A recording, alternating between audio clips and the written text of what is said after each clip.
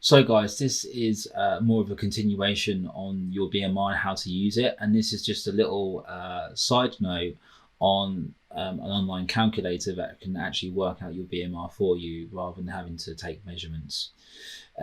So this is basically calculator.net that you can find on your search engine.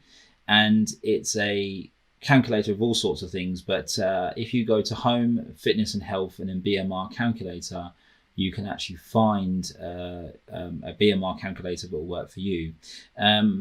We have done it in metric units, so the height and weight is in centimeters and kilograms. You can change it into different types of units, but that's what we prefer to do. And we've basically ran on a 31-year-old male who's 181 centimeters and is 83 kilograms. And this is the BMR result that that the calculator has. And then it gives you your result in the BMR first of all. So the BMR for this individual is 1,811 calories. And then it has an activity level with different types of levels of activity working down the list.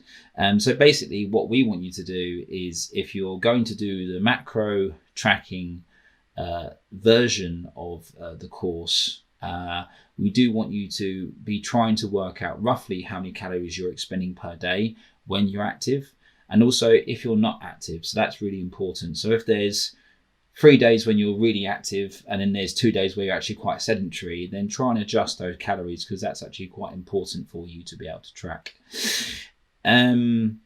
Also, if you are doing the intermittent fasting, this is also, we believe, and I believe, very important for you to understand what your actual BMR, your basal metabolic rate is, and also try to work out your expenditure per day through activity and also regular daily exercise.